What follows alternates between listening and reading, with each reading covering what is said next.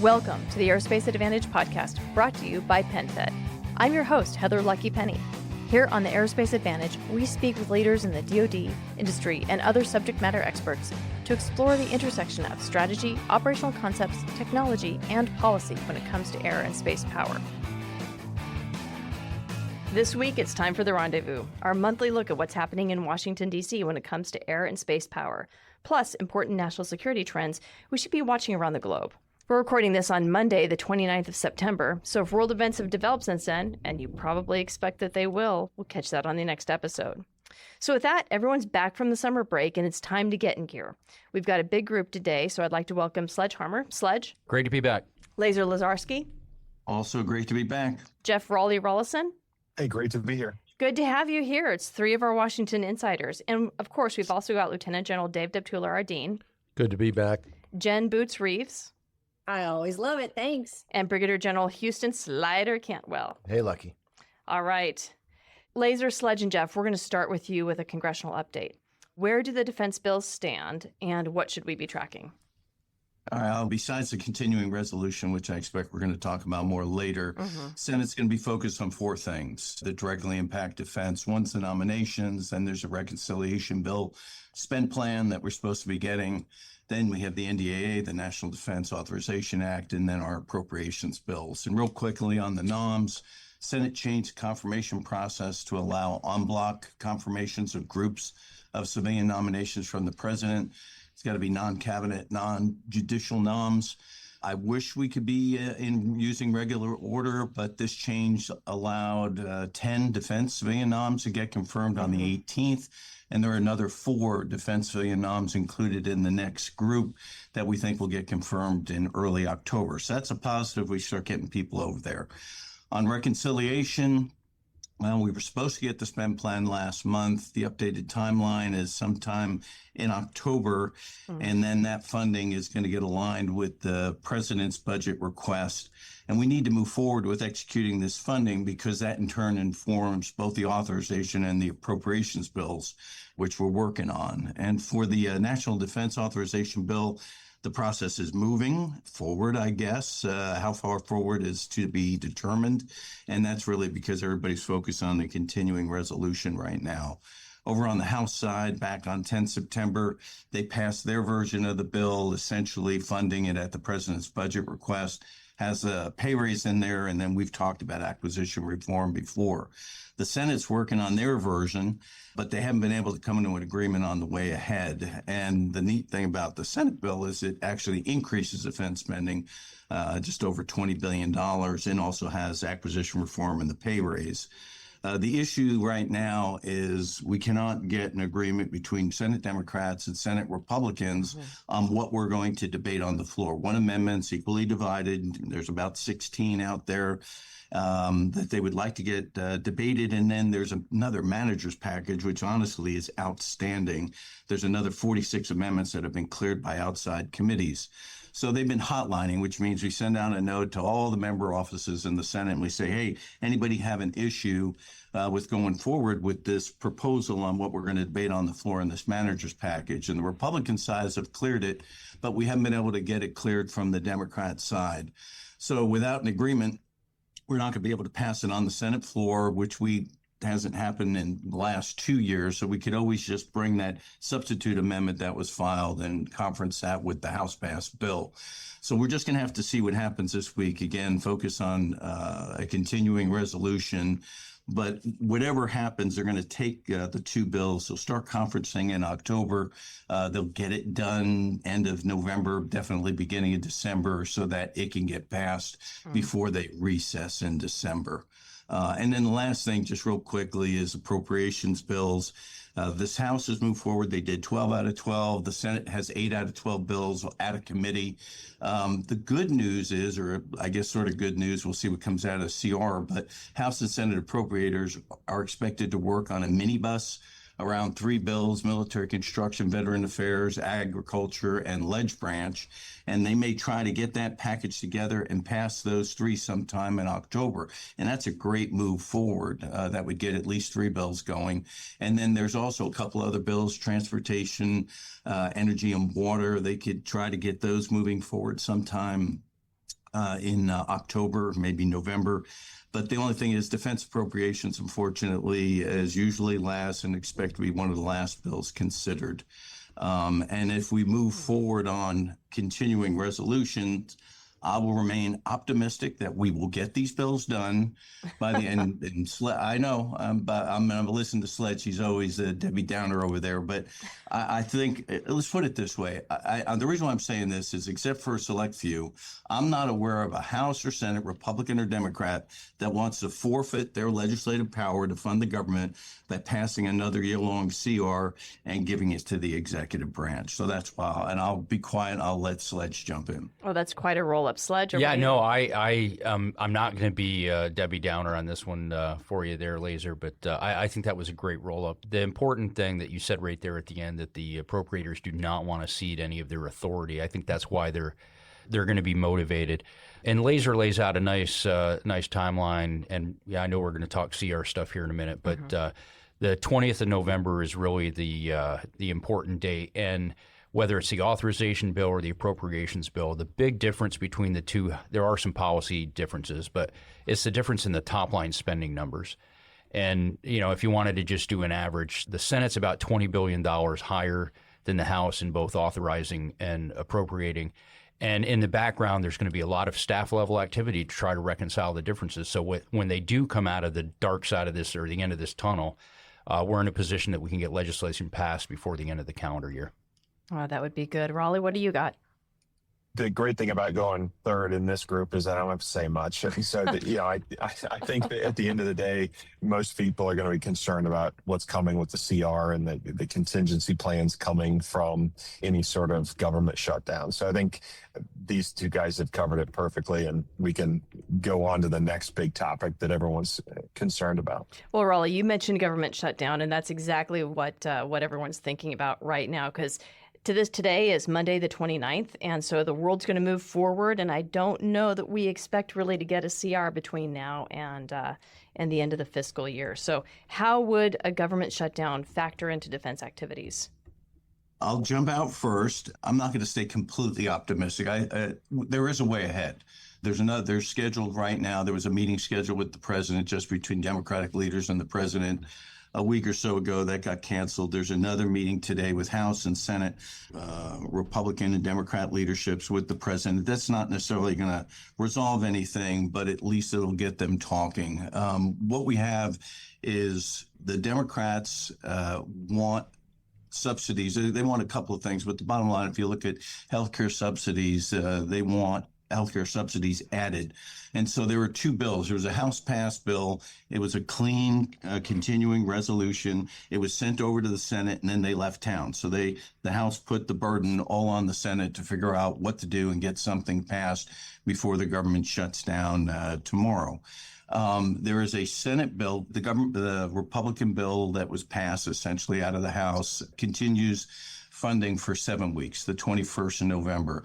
In the Senate side, the Democrats put up a bill that will fund the government through the end of October, which is 4 weeks, but they added on some additional credits, but specifically extending the subsidies for the Affordable Care Act. That is the priority. The problem that we're running into is we don't have time to get everything resolved, as you said, by tomorrow. So can we get some sort of guarantee between the Republicans and the Democrats and President Trump that we can go ahead and not shut down the government, try to work out the differences all the way using the clean CR through November? And I'm not sure what's going to happen. I don't know if we can get that guarantee. There is mistrust between the Democrats and the administration and the Republican Party on way to go forward. But what is the plan right now is those two dueling bills, the Senate Democrat bill, continuing resolution, and the House passed Republican. They're both going to get voted on tomorrow. They tried to vote on them in the past. On the 19th, they both failed. And it's just really, everybody knows what the way ahead. There's going to have to be some deal made with these subsidies. But can they come to an agreement in the short term so we don't shut down the government by tomorrow? And I just don't know yet. Yeah, I'm almost, well, we'll know when this airs, but I'm willing to predict that there will be a government shutdown. And for this reason, The only way to avoid a shutdown is for the Senate to pass what was passed in the House. I mean, they passed a bill, the short-term CR for 7 weeks, take us to the 20th of November. They popped smoke and left town. So unless the Senate passes the identical bill before midnight Tuesday, there's going to be a lapse in funding. I just don't, and there are enough disagreements in priorities, policies that Substantive I mean, disagreements. the president's meeting with the Big Four today, and unless he can convince Leader Schumer and Leader Jeffries that he has an ironclad promise to address some of their concerns at the end of the CR, they're not going to agree to anything. Now, I will caveat that with that Senator Schumer is not directing the Democrat caucus in the Senate how to vote. He will vote no on whatever goes to the floor, regardless. But if there are 7 Democrat senators that do not want to see the government shut down, then we won't have a shutdown. But I don't see us getting to 7 before midnight Tuesday. When you're going to start seeing those 7 come live is when we're into a shutdown and public opinion is whoever takes the blame for this shutdown. When it gets beyond the threshold of pain, I think then you'll see some type of an agreement that comes up and they'll get it. But I'm not optimistic here, but time will probably prove me wrong, I hope. Well, one of the concerns that we have for the government shutdown is how it affects defense-related activities, specifically with the workforce, production lines, and so forth. And so you have industry that's going to have to either go out on risk to keep their production lines, their workforce funded, to continue to stay on schedule. And of course, schedule means budget as well. And to that, the department, and this is just defense related here, the department sent out a memo this morning that outlines their priorities in the event that there is a government shutdown. And they list the highest priorities as operations to secure the U.S. southern border, Middle East operations, Golden Dome for America, depot maintenance, shipbuilding, and critical munitions. So that's kind of the focus. Those will be considered essential, and then we'll see where the rest falls. And like and one interesting thing on that guidance that Sledge was just talking about, they use the reconciliation funding, the big beautiful bill funding, as a bit of a backstop. And so it's going to be really interesting to see how they're using that $150 billion backstop to continue operations in line with those 6 categories that Sledge laid out. And they can absorb some pain that they probably would not have been able to do had that reconciliation funding not been available. So we're in a really interesting time frame right now because of that big, beautiful bill funding that is a little bit of a safety valve for the short term. But, and this is my perspective, I think that's why we haven't seen a spend plan. The administration may have been anticipating this. Once the CR resolves and we know exactly how much of that funding has been absorbed via the shutdown costs, then I think we'll see a spend plan go over to Congress. Over. So that's Raleigh, go ahead. Raleigh brings up a really good point. I mean, because the continuing resolution is not applicable to reconciliation. Reconciliation funding is mandatory appropriations, which is not the way we deal with the discretionary that we do, day to day on these bills. And then there is no language either in the House or the Senate Democrat continuing resolution that would have any impact on reconciliation. So, Raleigh, you're correct. And the one other thing I'll bring up is pay. We had tried several times, I think Sledge remembers this, of putting a legislation that would say, hey, listen, if we shut down, you will continue to pay for the military. And the reason why they don't pass all these is because they don't want a shutdown to be easy. They want it to be difficult so members will not They're shut deterred. down. Yeah, they're deterred. Yeah, you mean sort of like sequestration was? Yeah. Yeah. So ultimately, Raleigh and Lazer, what you're saying is that the reconciliation is a fund that they can use for these priorities put out in this memo, and then they'll sort of reverse engineer the spend plan in reconciliation. But anything that's not within that memo is not going to be funded. Absolutely. So That's exactly right. So, General Deptula, media reports that General Wilsbach is going to be nominated to serve as the Chief of Staff of the Air Force. So this is the other big news, right? The one that's really showing in the face is the shutdown, and the other is who is going to be the next Chief of Staff for the service.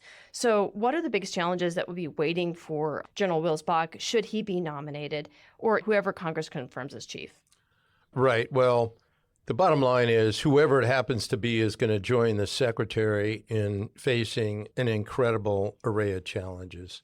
So let's review those real quickly. So by every meaningful measure, whether it's age, size, or readiness, the Air Force has declined to levels that frankly imperil its ability to prevail in major conflict.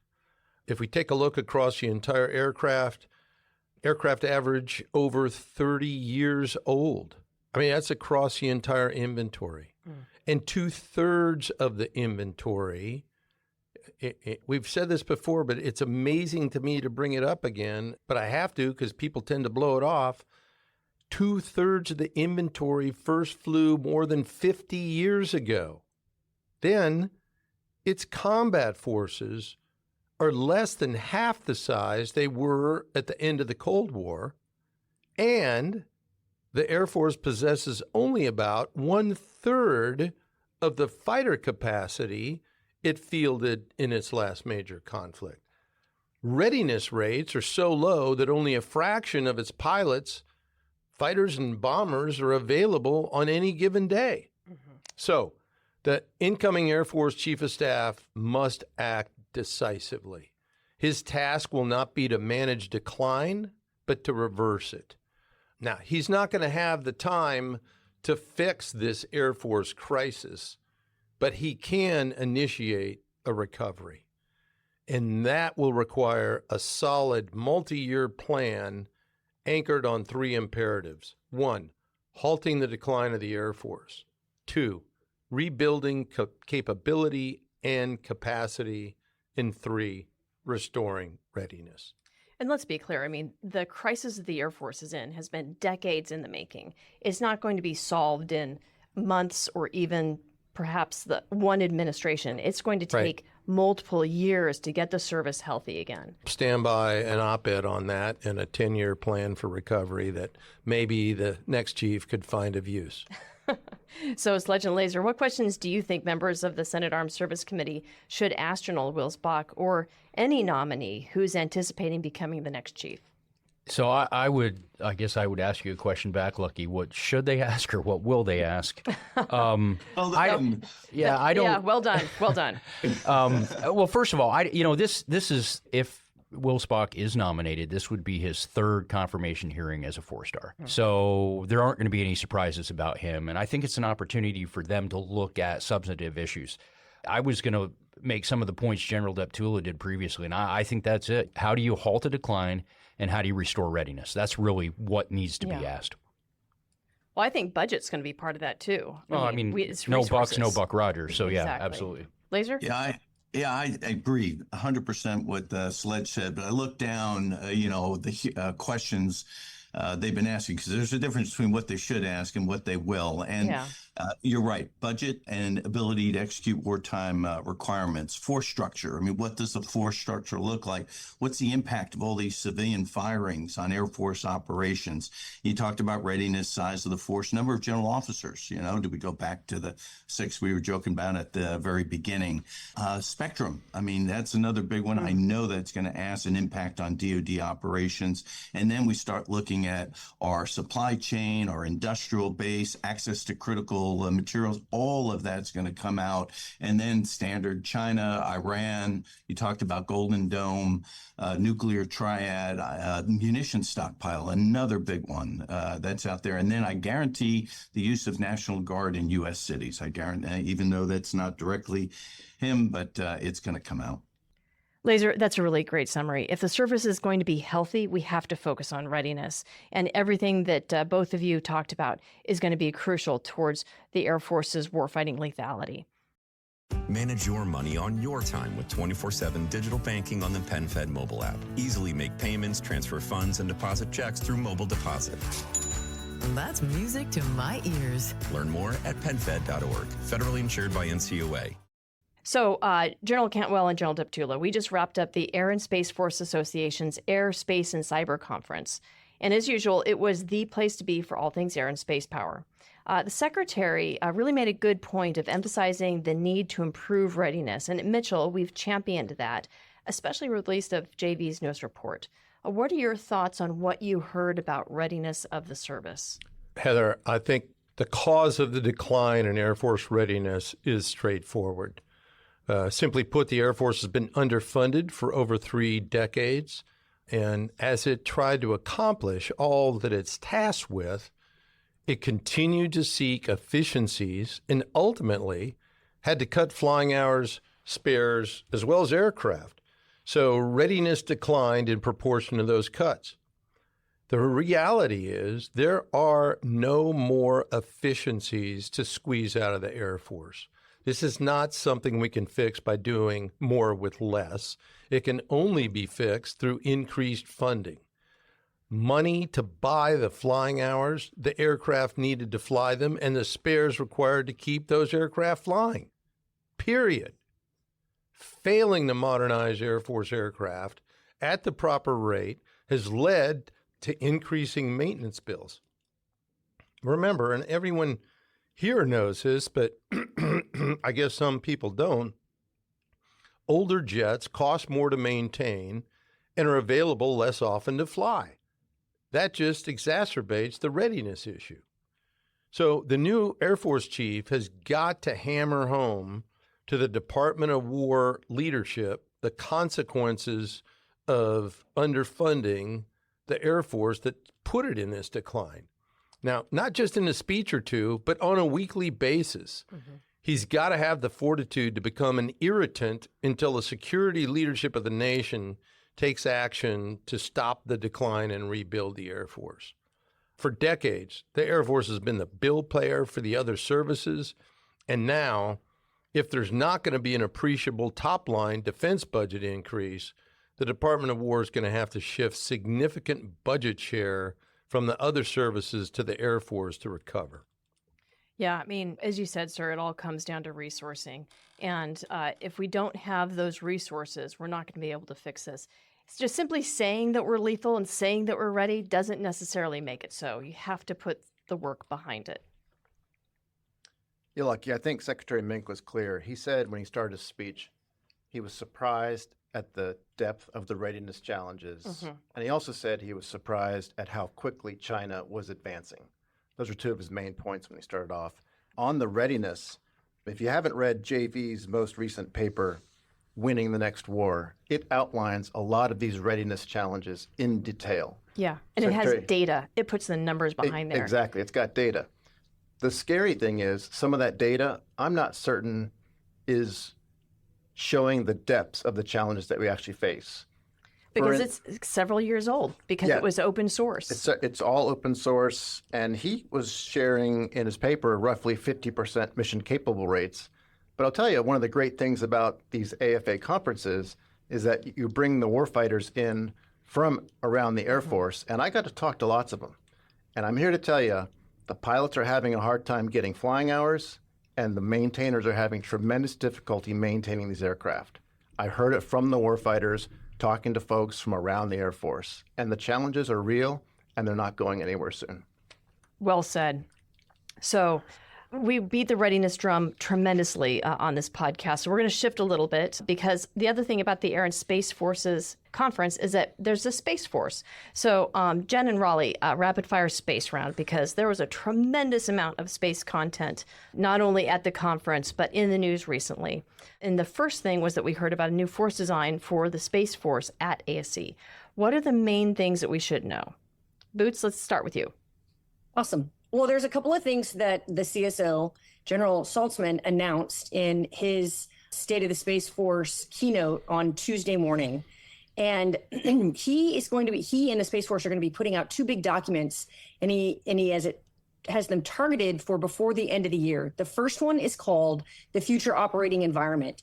And it's really going to be looking at the state of the space domain 5, 10 and 15 years into the future. And so what this will do is it will provide this assessment to direct investments and requirements for planning for the Space Force, which is pretty exciting, right? It's going to include sort of, well, what new mission areas the Space Force is tasked with, what things they will no longer be doing, what the threat environment is now, what it could be at those milestones in the future, and how technology is progressing domestically, both with our partners and what we're seeing from our adversaries, so that we can prepare to actually meet that operating environment, which goes hand in glove perfectly with the other document that they are providing. And again, these documents are the representation of the research and the assessments and the decisions that the leadership of the Space Force is actually making. So the second document is called Force Design, and it will forecast what the capabilities and resources the service will need to counter those future threats and meet that future operating environment that will be detailed in that first document. So the CSO said that it'll ensure our operations and our programs are synchronized and that we are all working towards the same goal to build the force that we need now and into the future. And I think this is really spectacular for such a young service to come together and not only be dealing with everything that it has to do today and right now, but at the same time look forward so that we can build the Space Force into what it needs to be based on that assessment about what the future will be. So I think it's tremendous, and I can't wait until we see these documents come out, hopefully before the end of the year. Yeah, no, it's going to be great. But we also, again, it comes down to the money, right? Because the Space Force, their budget was smaller this year than it was the previous year. So they're really going to need to have the resourcing necessary to be able to field that new force design. Raleigh, what do you got? Well, I think you mentioned the news that was coming out from the two events that have gone on in September, the AMOS Space Situational Awareness Conference, and then obviously the AFA conference, in which, Space Force and certainly General Saltzman made some great announcements regarding industry partnerships and really pushing the envelope to make sure that the space domain awareness, space situational awareness community understands that they are now part of the solution.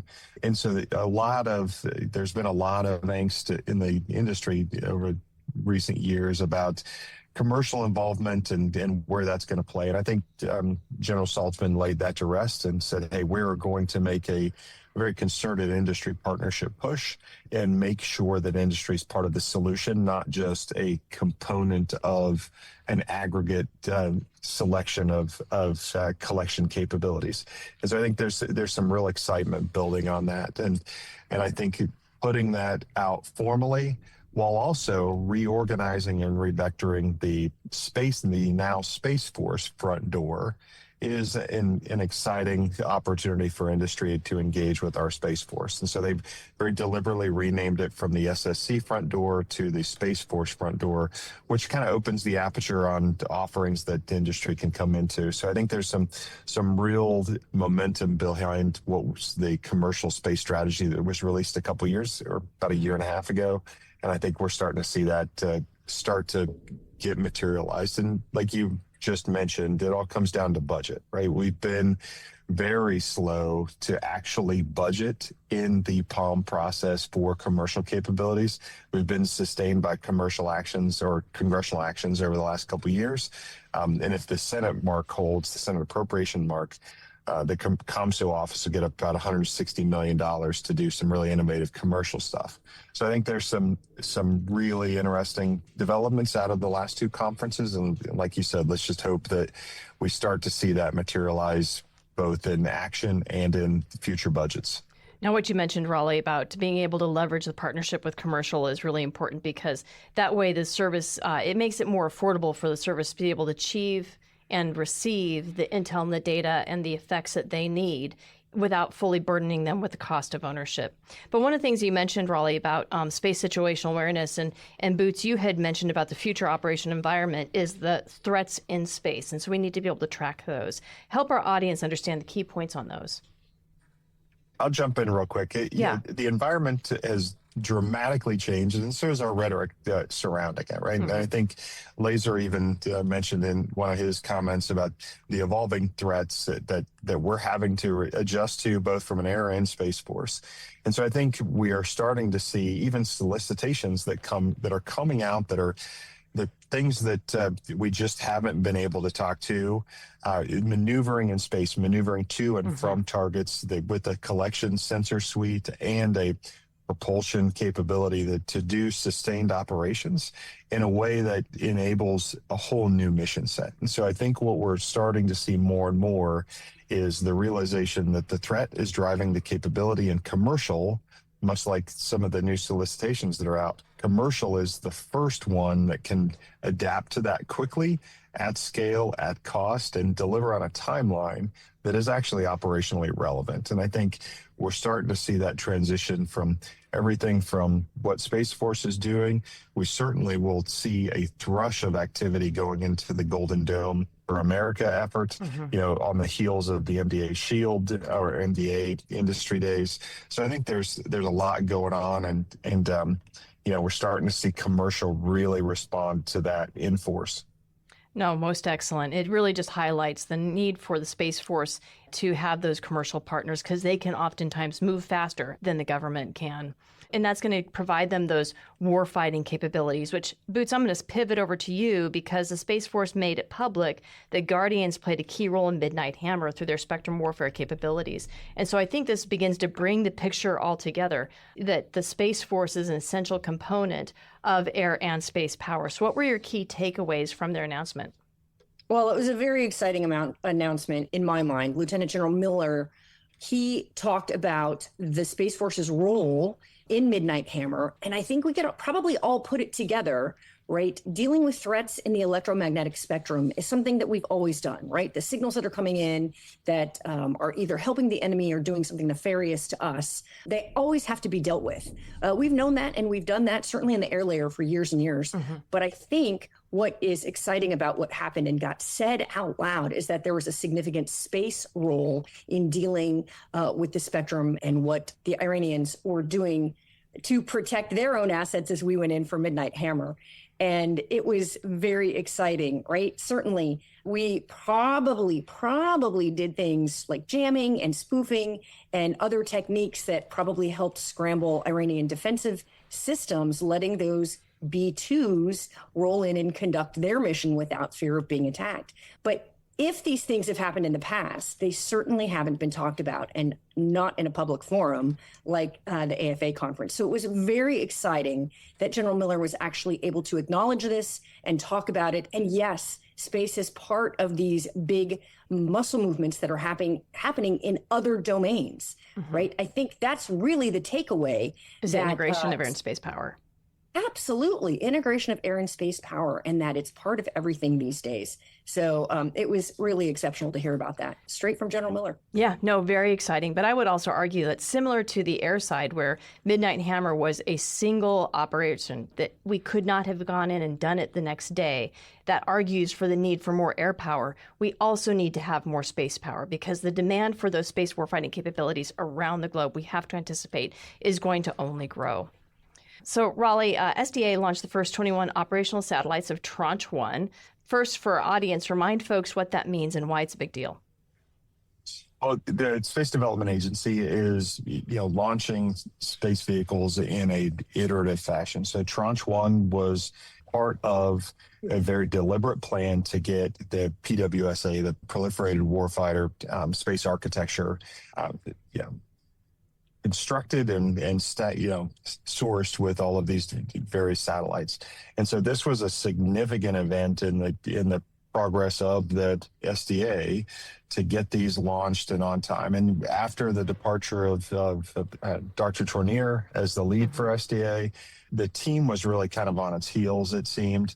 And so getting this, having these vehicles in space performing reportedly really well so far is another feather in their cap. And as one of the most well-funded programs within the Space Force architecture, this is a credibility issue. The Space Development Agency has been moving methodically towards these launches. And so it's just really good to see that they've got them up and they're moving on. So the next we'll see how they do Tranche 3 tracking layer. And there's been some budget issues with that.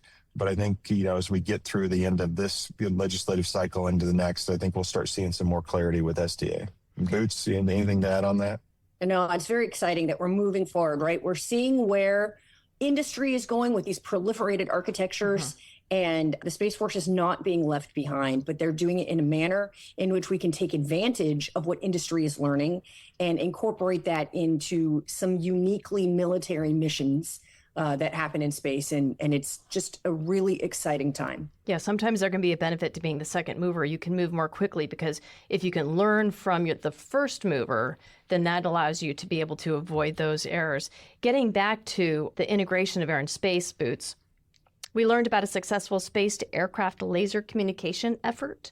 And of course, proliferated architecture is going to be a crucial portion of that. Explain what's going on here. Well, first, ladies and gentlemen, space lasers. Who's not excited about space lasers? Am I right?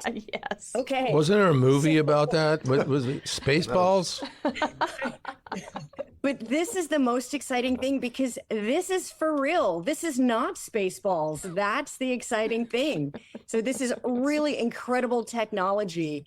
And you've got to put it all into context, right? So we'll stop joking, but and put it into context. Okay, so with these big tranches of large architectures of proliferated satellites in space, what we have to do is we have to have a way to get large amounts, almost unimaginable amounts of data from space back to terrestrial resources, right? Ground stations or aircraft or ships that are on on the ocean, that type of thing. Okay, large amounts of data, previously unimaginable.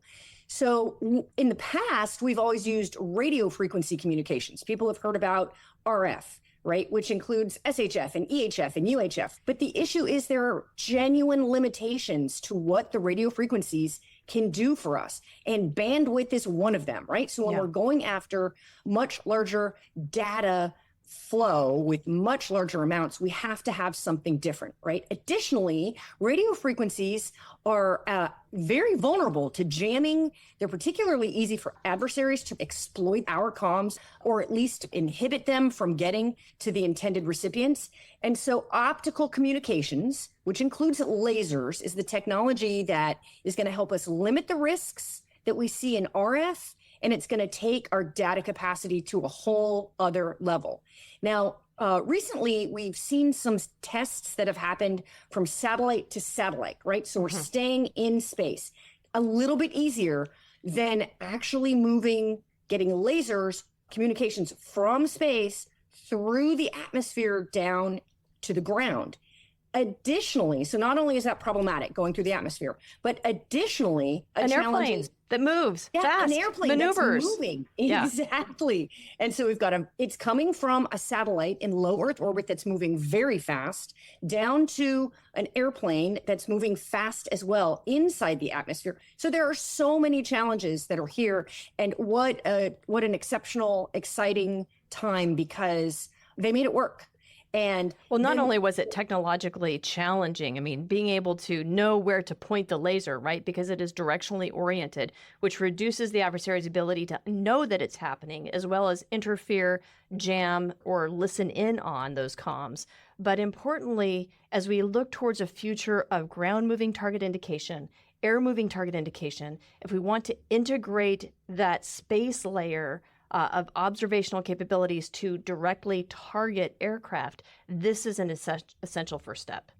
Yes, absolutely. It absolutely is. And I think there's one other thing that we've been talking about that also overlays onto this, and that is that the supplier of what was in space and the supplier of what was on the airplane were two different companies. And what happened was SDA... Different companies talking to each other. It's amazing. Yes, standards. Exactly. They put out OCT standards, Optical Communications Terminal. They put out the standards, the Space Force did. And then companies are building to that. And then, holy cow, it worked. It's very exciting. And our friends at GA, at General Atomics, EMS, said that our team achieved a proof of concept milestone. And that is absolutely true. They completed pointing, acquisition, tracking, and lock with the Tranche 0 compatible satellites, transferred data packets to validate the uplink and downlink capability.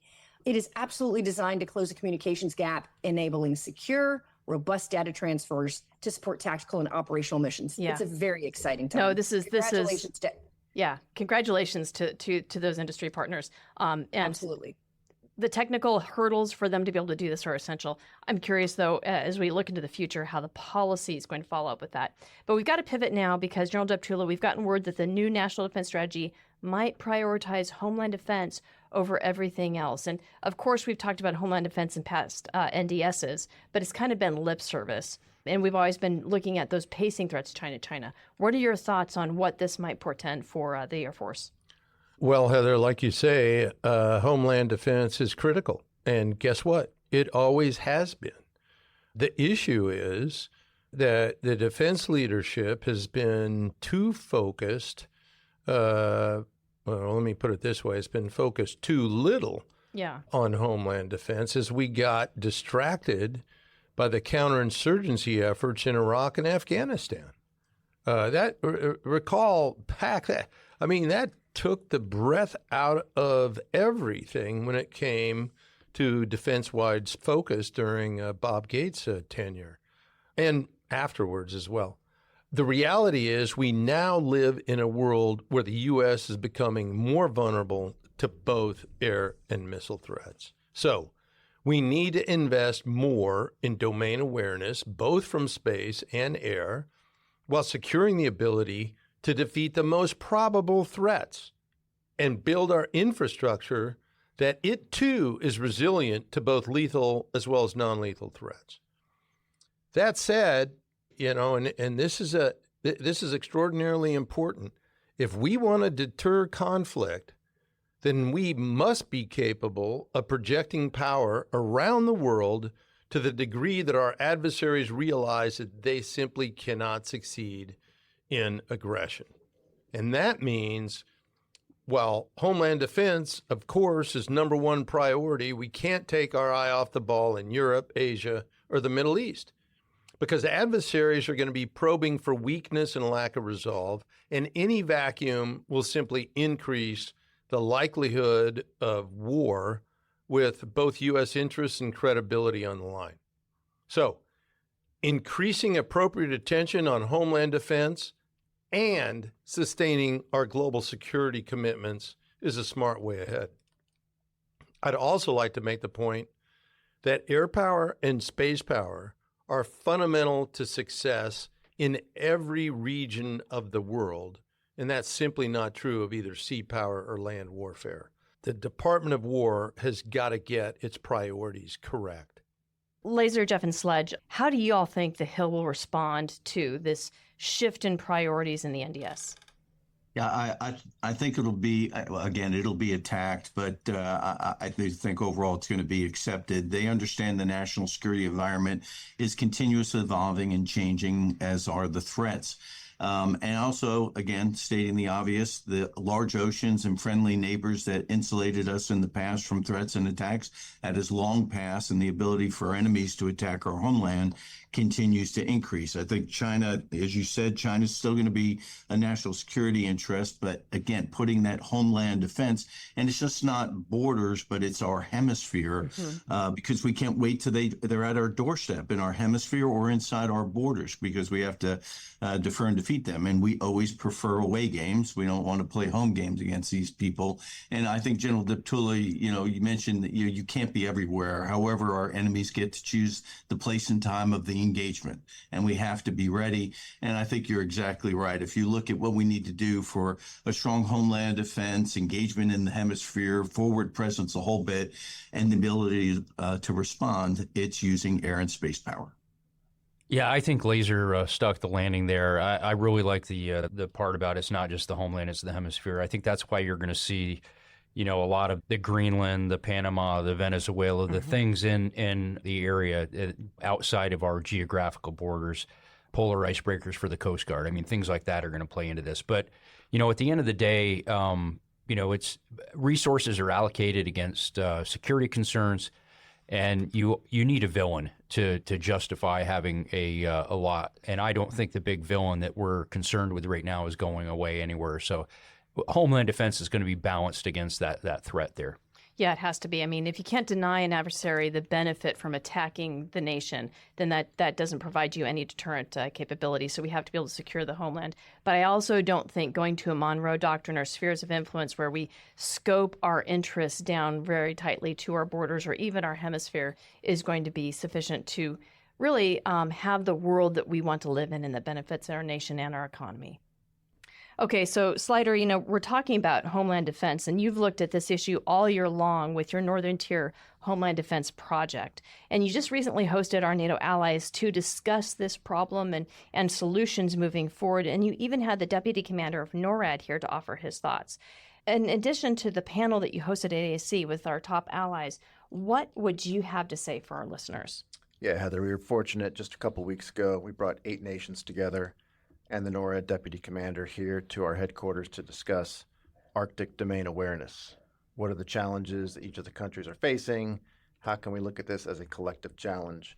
I'll just hit a couple high points. Canada shared some tremendous news. And so finally we got some good news coming out of the department. Yeah. They are rapidly increasing their military spending. In fact, they're increasing it so quickly that it's actually becoming a challenge to try to absorb all of this to ingest growth and obligate all at once. Yeah. Exactly. And one of their main investments is the over-the-horizon radar. And this is going to be a very important component as they move forward to fill in a lot of the gaps that exist as we look to the high north. Secondly, they're also considering, I am hoping that they will look closely at the E-7 Wedgetail, and hopefully that will gain some traction because that would be an excellent complement to the over-the-horizon radar. Mm-hmm. But unfortunately, as I've discussed this with various allies around the world, unfortunately, many of our American-made weapon systems are falling out of favor with some of our allies because of, I'll just say, political reasons. And so that's definitely an uphill challenge that we all have to face. Secondly, the workshop highlighted the importance of breaking down information stovepipes, whether that's between countries, between various commands, or different departments. We've got to break down these information stovepipes and give our decision makers maximum time to make these very timely and important decisions. We brought Amazon Web Services, Dell Federal, Palantir all together to discuss these challenges, and there's some tremendous success being made with the Maven Smart system across combatant commands, now with NATO. And I think that this is a very good step forward as we try to break down many of these information stovepipes. Yeah, because if we can turn that over to machine to be able to vet the information, ensure that it has the appropriate classification and shareability. But honestly, we need to, I think, maximize the shareability and remove many of the restrictions so that we have the most accurate, up-to-date information for commanders to be able to make those decisions. Exactly. It's a great start, but there's plenty of policy challenges that still exist. Exactly. Okay, so over to the entire team, a final question, just to go full circle from how we began the episode. Why is it so important that Congress pass a budget? And I'd like to hear from each of you, so everyone gets a soapbox to make their case. Sir, we'll start with you. Yeah, well, bottom line is without a budget, the military can't train properly, can't start new programs, and can't modernize fast enough to keep ahead of the bad guys. Every month that Congress delays, our pilots fly less, our ships sail less, our troops train less, and our adversaries get stronger. Passing a budget isn't politics. It's national security. So here's the one-liner. No budget, no readiness. Every day Congress delays, America's military gets weaker and our enemies get bolder. I would say no budget, no lethality. There you go. True. Slider, over to you. Look, Heather, our military industrial base is stronger when provided stability. No budget, our military industrial base cannot make the plans that they need to make to invest in contracts, to invest in the parts and the supplies, the subcontractors that they need to make long-term agreements with. They cannot do it when you've got CRs, you've got short-term reconciliation bill, 1-year money with no guaranteed funding in subsequent years does not allow them to make the plans they need to make to provide the most capable weapon systems that our military needs to go win the future wars. Excellent point. I mean, the industrial base relies upon the stable funding, and if we can't provide that, why are we surprised that we have a weakened and brittle industrial base? Boots? Two perspectives. We cannot expect our industry partners to invest long-term when funding streams are so capricious. Mm-hmm. And from the government side, every time we stop, then start, the cost goes up. No budget makes everything more expensive. Raleigh, what do you got? Yeah, it's the planning, right? We cannot plan to execute anything, whether it's the lethality, the staffing, the future projections, the commercial stability, and even those in the equity community, the private and venture capital community, they don't know what to invest in. They can't see the markers that provide any sort of vision for how our department is going to operate. And so I think it all comes back down to planning and credibility. And if we can't do that, then we're kind of stuck in that 1 year morass and nothing gets better while our adversaries continue to move forward and make advances. And we're seeing that in the battle space right now. That's an excellent point. I mean, we can't ask venture capitalists to invest in defense capabilities if we're not going to turn around and buy them, and you can't buy them if you don't have budget. So, Lazer, what do you got? Yeah, the fact that we actually have to ask this question is disturbing at its very beginning. But so Congress has many duties, right? Makes laws, declares war, regulates commerce, oversight on the executive branch. But Article 1, Section 9, Constitution grants Congress the exclusive control over federal spending, requiring it to approve any expenditure, right? So it says no money shall be drawn from the Treasury, but in consequence of appropriations made by law. That is their job, and the failure to do so, and you guys have said it, puts our entire nation and its national security at risk. That's their one job they're going to do every year. And that they haven't been doing well. So, Sledge, you get the final word. Keep the distractions to a minimum and focus on the fight. All right, folks, that's all the time we've got for now. Thanks, everyone, for showing up, and we'll see you next month. See you, Heather. Thanks. Thanks, Lucky. Thanks, Heather. It was fun. Thanks a lot, Heather. Great to be here. See you next time. Hey, thanks, Heather. And with that, I'd like to extend a big thank you to our guests for joining in today's conversation. I'd also like to extend a big thank you to you, our listeners, for your continued support and for tuning into today's show. If you like what you heard today, don't forget to hit that like button or follow or subscribe to the Aerospace Advantage. You can also leave a comment to let us know what you think about our show or areas that you would like us to explore further. As always, you can join in on the conversation by following the Mitchell Institute on X, Instagram, Facebook, or LinkedIn, and you can always find us at mitchellaerospacepower.org. Thanks again for joining us, and have a great Aerospace Power kind of day. See you next time.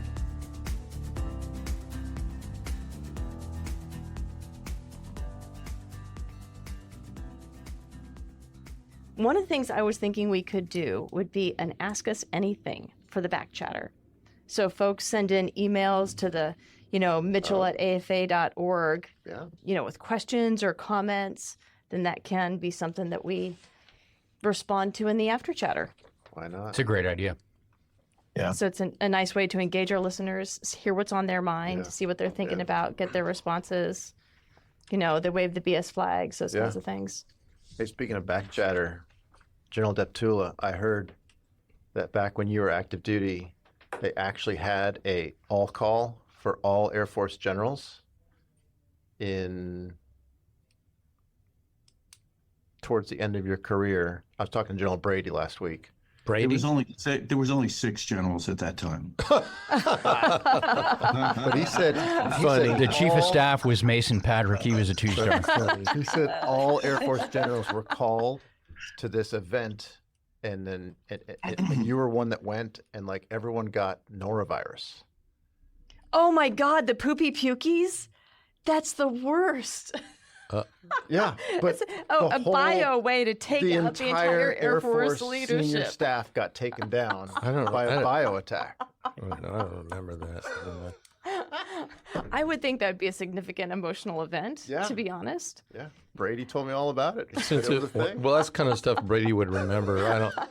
You were doing important stuff like trying to do. If it's not Air Force related or air power related, if it's just a bunch of crap, it falls off. I don't care. That penguin's gone. Falls off the iceberg. Yeah, that's no joke though.